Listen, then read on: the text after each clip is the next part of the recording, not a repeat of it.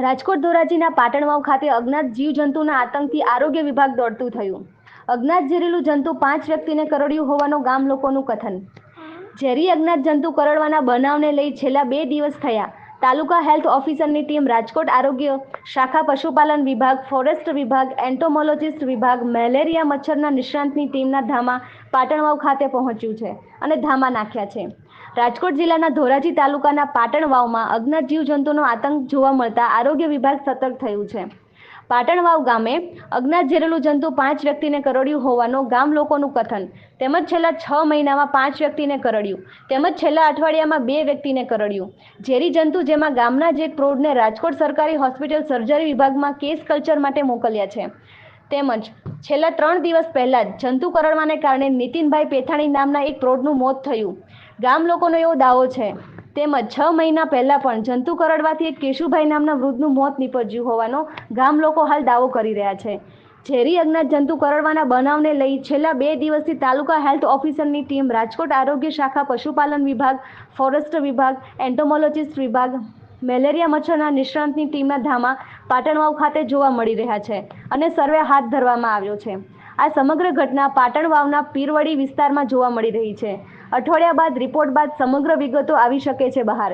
છેલ્લા 8 મહિનામાં આ ગામમાંથી જ 5 જેટલા કેસો જોવા મળેલ છે અને બેક્ટેરિયલ મામલે તપાસ હાલ આરોગ્ય વિભાગે હાથ ધરી છે. રિપોર્ટર રાજુભાઈ બગડાની સાથે Naresh Patni, DZ news, Dhoraji. Okay madam, આપનું નામ? મારું નામ ડોક્ટર રુદ્રી ભીમાણી છે. હું અહીંયા ઇન્ચાર્જ મેડિકલ ઓફિસર તરીકે ફરજ બજાવું છું.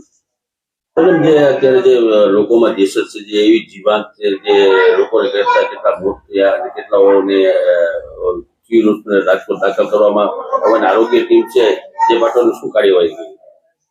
અત્યારે આવા હાલમાં ટોટલ અત્યારે 5 કેસ આપણને જોવા મળેલા છે. છેલ્લા 8 મહિનાની અંદર 5 કેસ બનેલા છે.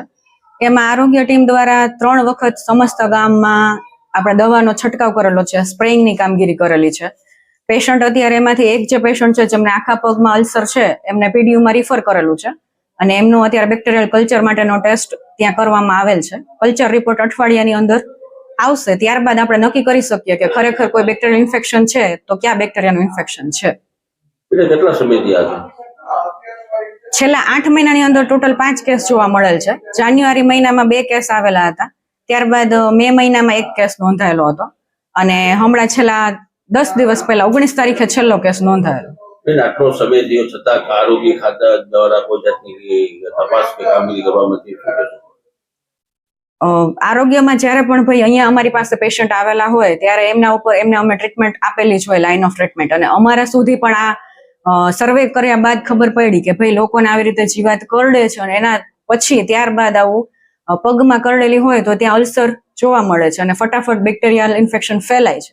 એટલે ત્યારબાદ અમે એમને ટ્રીટમેન્ટ પ્રોટોકોલ આપેલા છે. કેટલાનું મોત થયા હતા? અત્યારે 2 જણાના મરણ નોંધાયેલા છે,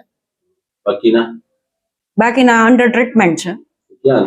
ક્યાં રાજકોટમાં સિવિલમાં? હા, એક ભાઈ પીડીયુ સિવિલમાં છે, ત્યાં દાખલ છે અને એક ભાઈ છે એ અહીંયા જ છે પણ એ ડ્રેસિંગ માટે ઉપલેટા બતાવવા જાય છે. અહીંયા શું કાર્યવાહી કરો તમે? અત્યારે અહીંયા તમામ આસપાસના તમામ વિસ્તારમાં સર્વેની કામગીરી થઈ ગયેલી છે અને સ્પ્રેઇંગની કામગીરી થઈ ગયેલી છે. આ સાથે સાથે બીજા ડિપાર્ટમેન્ટને પણ જાણ કરાઈ ગયેલી છે જેથી કરીને કચરાના લીધે કે ફેલાતો હોય ઇન્ફેક્શન તો. વલ્લભભાઈ રવજીભાઈ કનેરિયા. શું છે પગમાં?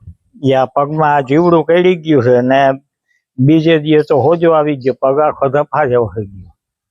પછી બીજે દિવસે બપોર હોય ત્યારે ખાધું નહીં ને ઉપલેટા ગયા દલસાણીયા સાહેબ અહીંયા ચેકો માર્યો.